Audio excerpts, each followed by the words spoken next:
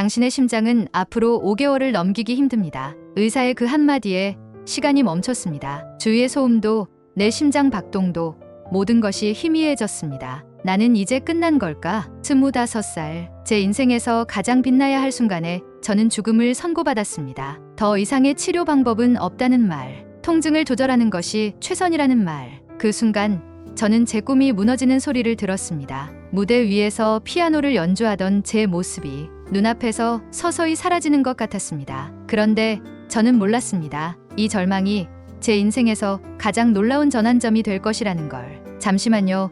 1초 만에 누를 수 있는 좋아요, 구독 부탁드립니다. 안녕하세요. 저는 아르헨티나 출신의 피아니스트 알레한드라 고메즈입니다. 어릴 때부터 저는 피아노를 치며 꿈을 키웠어요. 5살 때 처음 피아노를 배웠을 때의 설렘, 손끝에서 멜로디가 흘러나올 때의 기쁨, 그리고 무대 위에서 연주할 때의 짜릿한 순간들. 제게 피아노는 단순한 악기가 아니라 제 삶 자체였습니다. 아르헨티나에서 나름 성공한 연주자로 자리 잡았고 몇 년 전에는 유럽 투어 공연도 다녀왔어요. 앞으로 더 많은 무대에서 연주하며 꿈을 펼칠 줄 알았죠. 그런데 몇 달 전부터 이상한 일이 생기기 시작했습니다. 처음에는 단순한 피로라고 생각했어요. 하루 종일 연습에 몰두하다 보면 손끝이 저릿하고 가끔 가슴이 두근거리는 느낌이 들었거든요. 하지만 시간이 지날수록 증상은 점점 심해졌습니다. 숨이 가빠지고 심장이 터질 듯 뛰었어요. 특히 무대 위에서 연주할 때는 더욱 심했습니다. 연주 중 손끝이 저려 음을 놓치기도 했고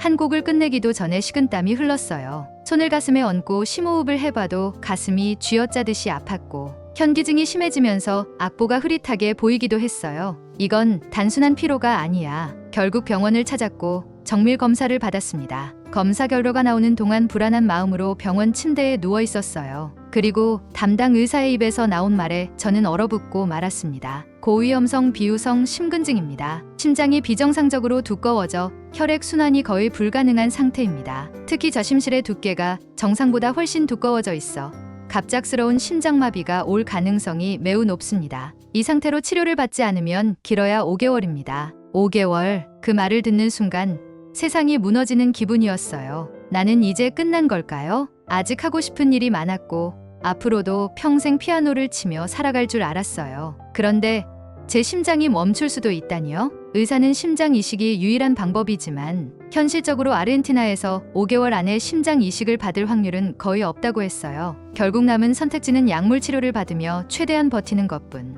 병원 침대에 앉아 결과지를 바라보며 멍해 있었습니다. 그런데 어쩌면 우리 가족은 이 병을 예상하고 있었을지도 몰라요. 왜냐하면 할머니가 같은 병으로 세상을 떠나셨거든요. 우리 가족에게 심장병은 낯선 것이 아니었어요. 어릴 때부터 할머니는 종종 가슴을 부여잡고 힘들어하셨고 가족들은 할머니가 심장이 약하시다라고만 말했어요. 그러다 결국 심장마비로 갑작스럽게 돌아가셨죠. 하지만 그게 유전일 거라고는 생각하지 못했어요. 이게 유전이었나 봐. 그제야 모든 게 맞아떨어졌어요. 왜 우리 가족 중에서 유독 할머니가 심장에 문제를 겪었는지, 왜 제가 이렇게 갑자기 심장병 진단을 받게 되었는지. 병원에서 진단을 받은 후 저는 하루 종일 아무것도 하지 못한 채 침대에 누워 있었습니다. 부모님께 이 사실을 어떻게 전해야 할지 몰랐어요. 그저 손끝을 바라보며 다시는 피아노를 칠 수 없을지도 모른다는 두려움에 사로잡혀 있었습니다. 하지만 결국 부모님과 통화를 했고 이 소식은 자연스럽게 한국에 있는 오빠 라파엘에게까지 전해졌습니다. 오빠는 저보다 7살 많고 저를 누구보다 아끼는 가족이었어요. 어린 시절부터 오빠는 저에게 세상에서 가장 믿을 수 있는 사람이었고 제 꿈을 응원해준 든든한 존재였어요. 오빠는 원래 아르헨티나에서 심장내과 전문의로 일하고 있었지만 몇 년 전 한국의 세브란스 병원 국제임상연구 프로그램에 합격하면서 새로운 길을 찾았어요. 오빠가 한국으로 떠나게 된 계기는 단 하나였습니다. 어릴 때 우리는 할머니가 심장병으로 고통받는 모습을 지켜봐야 했습니다. 할머니가 늘 힘들어하셨지만 아르헨티나에서는 심장 질환을 조기에 발견하고 치료할 방법이 많지 않았습니다. 결국 우리는 아무것도 하지 못한 채 할머니를 떠나보내야 했습니다. 그 사건 이후 오빠는 원래 다른 분야를 전공하려 했지만 할머니를 살리지 못한 게 평생 후회로 남았다고 했습니다. 그래서 그는 심장내과 전문의가 되기로 결심했고 보다 나은 치료법을 찾아야 한다는 사명감을 가지게 되었습니다. 하지만 아르헨티나에서는 최신 치료법이 도입되는 속도가 느렸고 의료 기술도 제한적이었어요. 오빠의 결정은 확고했습니다. 아르헨티나에서는 심장병 치료에 한계가 있어. 하지만 한국에서는 최첨단 AI 정밀 진단과 로봇 수술이 가능해. 나는 더 많은 생명을 살릴 수 있는 곳에서 일하고 싶어. 하지만 가족들은 쉽게 받아들이지 못했습니다. 왜 굳이 한국까지 가야 해?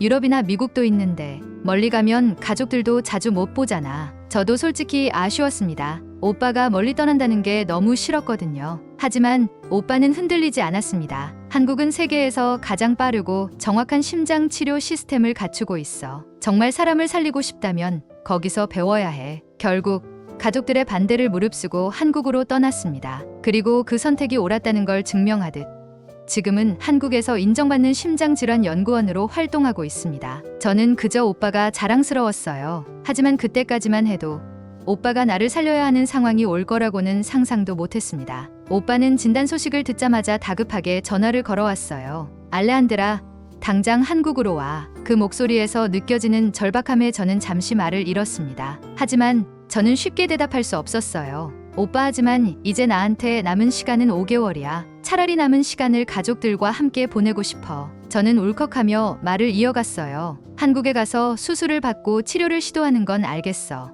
만약 치료가 안 된다면 거기서 나 혼자 힘들어해야 하는 거잖아. 차라리 사랑하는 가족들 곁에서 마지막을 준비하는 게 낫지 않을까? 오빠는 한순간 숨을 고르는 듯 했습니다. 하지만 이내 단호한 목소리로 말했어요. 말도 안 돼. 넌 그렇게 쉽게 포기할 사람이 아니잖아. 알레한드라, 포기하는 게 아니야. 현실을 받아들이는 거야. 아니, 현실을 받아들이는 게 아니라 내가 잘못된 현실을 믿고 있는 거야. 오빠의 목소리가 단단해졌습니다. 내 병원에서 받은 진단, 난 믿을 수 없어. 알레한드라, 내가 살 수 있는 방법이 있다면 시도해봐야 하지 않겠어? 저는 아무 말도 하지 못했습니다. 지금 아르헨티나에서 할 수 있는 건 아무것도 없어. 심장 이식은 현실적으로 불가능하고 약물 치료로 5개월을 버틴다고 해도 상태가 나아질 가능성은 적어. 하지만 한국에서는 다를 거야. 뭐가 그렇게 달라? 세브란스 병원에서는 AI 기반 정밀 검사가 가능해. 아르헨티나에서 보지 못했던 부분까지 분석해서 정확한 치료법을 찾을 수 있어. 그런다고 해서 치료할 수 있다는 보장은 없잖아. 그래, 100% 보장은 없어. 하지만 나는 포기하지 않을 거야. 무슨 일이 있어도 널 살릴 거야. 그 말에 저는 처음으로 가슴이 떨렸습니다. 오빠가 저를 살릴 수 있을 거라는 확신 때문이 아니라 오빠가 절대 포기하지 않겠다는 단호함 때문이었어요. 정말 가능할까? 가능하게 만들 거야. 그 순간 저는 알 수 없는 감정에 휩싸였습니다. 정말로 이대로 포기해야 할까? 만약 내게 남은 시간이 더 있다면? 한국에서 기적이 일어날 가능성이 단 1%라도 있다면? 그렇게 마지막 희망을 걸고 저는 한국행 비행기에 몸을 실었습니다. 창밖으로 펼쳐진 하늘을 바라보며 생각했어요. 과연 한국에서는 나를 살릴 방법이 있을까? 제가 몰랐던 무언가가 그곳에 있을지도 모른다는 작은 기대를 품으며 비행기가 인천공항에 착륙하는 순간 저는 안도감과 함께 심장이 무언가 잘못되었다는 것을 느꼈습니다. 깊게 숨을 들이마시려 했지만 가슴이 답답하게 조여왔습니다. 심장이 터질 듯 빠르게 뛰었고 손끝과 발끝이 저릿한 감각이 퍼졌습니다. 처음에는 단순한 피로 때문이라고 생각했습니다. 장거리 비행으로 몸이 지친 상태였으니 그럴 수도 있다고 넘겼습니다. 하지만 시간이 갈수록 심장 박동이 점점 불규칙해졌습니다. 승객들이 하나둘 기내에서 내리기 시작할 때 저도 자리에서 일어나려 했습니다. 그런데 순간 눈앞이 새하얘졌습니다. 어지러워. 다리에 힘이 풀렸고 시야가 흔들리면서 중심을 잡지 못했습니다. 몸이 휘청거리며 앞으로 무너지는 느낌이 들었습니다. 그리고 그대로 바닥으로 쓰러졌습니다. 솔직히 말하면 공항에서 갑자기 쓰러지면 사람들이 그냥 주변에 모여 웅성거리거나 간단한 응급 처치를 해주는 정도라고 생각했습니다. 하지만 한국에서는 전혀 다른 일이 벌어졌습니다. 제가 바닥에 쓰러지자마자 불과 몇 초 만에 공항 직원들이 출동했습니다. 여기 승객 한 분이 의식을 잃었습니다. 119 신고 완료. 환자 맥박 확인하세요. 희미한 의식 속에서도 누군가 제 손목을 잡고 맥박을 확인하는 것이 느껴졌습니다. 그리고 곧 경이로운 광경을 목격했습니다. 비행기 탑승 전 제 건강 상태가 항공사 측에 미리 보고된 덕분에 공항 의료진은 제가 심장병 환자라는 사실을 즉시 파악할 수 있었습니다. 환자는 기존의 비우성 심근증 진단을 받았고 상태가 악화된 것으로 보입니다. 혈압이 떨어지고 있습니다. 심박수 불규칙, 부정맥 위험 있습니다. 의료진은 즉시 산소 마스크를 장착하고 자동 심장 충격기를 대기시키며 119와 신속하게 소통했습니다. 공항에 있던 다른 승객들은 놀라서 웅성거렸지만 한국 의료진들은 단 한순간도 지체하지 않았습니다. 저는 응급용 들것에 실려 공항 내 응급센터로 옮겨졌고 119 구급차가 도착하기까지 모든 응급 처치가 빠르게 진행되었습니다. 이 모든 과정이 5분 안에 이루어졌습니다. 정신이 점점 흐려져가는 와중에도 속도를 체감할 수 있었습니다. 불과 3분 만에 119 구급차가 공항에 도착했습니다. 환자 상태 심각, 산소 마스크 착용, 세브란스 병원 응급실로 즉시 이동합니다. 그리고 저는 곧바로 한국의 세브란스 병원으로 향했습니다. 공항에서 병원으로 이송되는 동안 구급차 내에서는 실시간으로 심전도 모니터링이 이루어지고 있었습니다. 의료진은 제 상태를 실시간으로 분석하며 세브란스 병원 응급실과 지속적으로 소통하고 있었고 병원 측에서는 이미 저의 도착에 맞춰 치료 준비를 마친 상태였습니다. 병원 도착과 동시에 대기하고 있던 의료진이 빠르게 들것을 옮기며 신속하게 응급처치를 시작했습니다. 환자 도착, 혈압 9060, 산소 포화도 85%, 심박수 불안정, 응급수액 투여, MRI와 심장 초음파 즉시 진행. 저는 흐릿한 의식 속에서도 느낄 수 있었습니다. 이곳에서는 단 한순간도 지체되지 않는다는 것을. 내가 도대체 어디 있는 거지? 너무나도 체계적인 시스템. 마치 영화에서나 보던 장면. 그리고 알레한드라, 그 순간 익숙한 목소리가 들렸습니다. 고개를 돌리자 오빠가 저를 바라보고 있었습니다. 그의 눈에는 걱정이 가득했지만 한편으로는 안도하는 기색도 보였습니다. 정신 차려. 너 괜찮아? 저는 간신히 미소를 지으며 속삭였습니다. 오빠, 오빠는 내 손을 꼭 잡았습니다. 걱정 마. 지금 한국에서 가장 뛰어난 의료진들이 너를 돌보고 있어. 그 말에 저는 안도하며 눈을 감았습니다. 한국에서는 모든 것이 달랐습니다. 지금도 그때의 기억을 떠올리면 소름이 돋습니다. 아르헨티나에서 이런 일이 벌어졌다면 어땠을까요? 아마 응급차가 도착하는 데만 30분이 걸렸을 것이고 병원에 도착해서도 긴급 검사를 받기까지 시간이 한참 지체되었을 것입니다. 그런데 한국에서는 공항에서 쓰러지자마자 의료진이 달려왔고 119는 단 3분 만에 도착했으며 병원에서는 이미 저를 기다리고 있었습니다. 한국 의료 시스템을 경험하면서 깨달았습니다. 이곳에서는 사람을 살리는 일이 최우선이었고 그 목표를 위해 모든 것이 철저하게 준비되어 있었습니다. 얼마나 시간이 흘렀을까요? 눈을 뜨자 낯선 천장이 보였습니다. 머릿속이 멍했고 심장은 여전히 무거운 짐을 짊어진 듯 답답했습니다. 귀에 들리는 건 일정한 기계음과 익숙한 목소리뿐이었습니다. 알레한드라, 정신 들어? 고개를 돌리자 오빠가 걱정 가득한 얼굴로 저를 바라보고 있었습니다. 여긴 어디야? 세브란스 병원이야. 너 공항에서 쓰러졌어. 그제야 기억이 돌아왔습니다. 비행기에서 내리다가 갑자기 숨이 막혔고 그대로 쓰러졌던 순간까지. 지금 상태는 괜찮은 거야? 오빠는 제 손을 꼭 잡았습니다. 괜찮을 거야. 내 상태를 더 정확히 알아보기 위해 정밀 검사를 받을 거야. 곧 의료진이 경실로 들어왔습니다. 알레한드라 고메즈 씨, 지금부터 정밀 검사를 진행하겠습니다. 어떤 검사를 받게 되나요? 심장 MRI, 심장 초음파 검사, 혈액 검사, 그리고 AI 정밀 분석을 진행할 예정입니다.